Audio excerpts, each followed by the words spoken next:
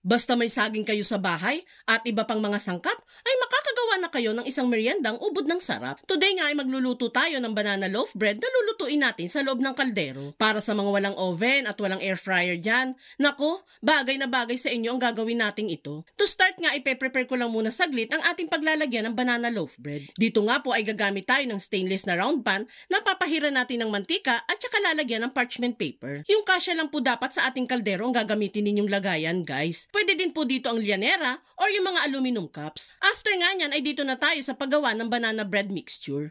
Dito sa ating bowl ay magbabalat lang ako ng 2 pirasong lakatan. Medyo malaki po itong lakatan na gagamitin natin, guys, kaya enough na po yung 2 piraso. Pagkabalat nga nitong mga saging ay siya naman durog na mga ito gamit ang tinidor. Kaya mas mainam po na malambot talaga ang saging na gagamitin para mas madaling maimash. Then after madurog ay saka naman tayo maglalagay ng 1 cup ng segundang asukal. Adjust nyo na lamang po ang asukal depende sa tamis na gusto ninyo. Haluin lang natin yan hanggang sa matunaw ng maigi ang asukal dito. Then saka isunod ang 2 pirasong itlog. Babasagin ko lang muna yan sa separate bowl para malaman agad natin kung bugok ang itlog at hindi na mapasama sa ating mixture. Mix lang muna natin dito itong itlog. Then saka ko na isusunod dyan ang 2 tablespoon lang ng cooking oil at 1 teaspoon ng vanilla extract. Pampabango din po kasi ang vanilla extract dito, guys. Kaya maglalagay din tayo niyan. Mix lang muna ulit natin yan. Then saka naman tayo magsisift ng 1½ cup ng all-purpose flour, 1 teaspoon ng baking powder, at 1 teaspoon din ng baking soda. Sinisift na natin ang mga harina para hindi na siya masyadong mamuumamaya sa ating mixture. Pagka-sift ng ating harina,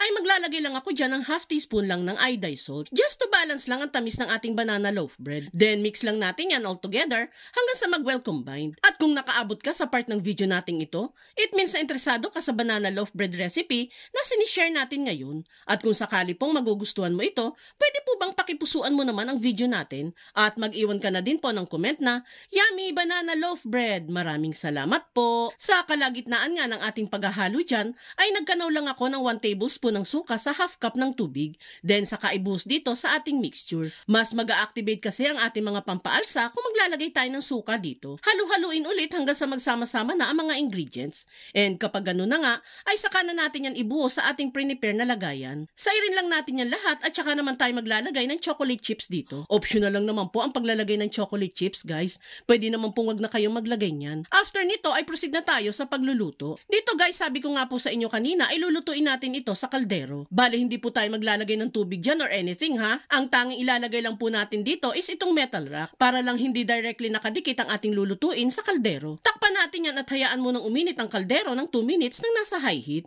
At kapag uminit na, ay saka ilagay ang lulutuing banana loaf bread. Careful lang po tayo dyan sa part na yan dahil mainit na din po ang ating kaldero. Then saka takpan at hayaan itong maluto ng 50 minutes nang nasa medium to low heat.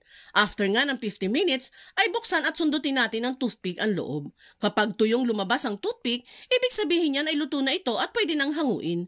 And there you have it, guys.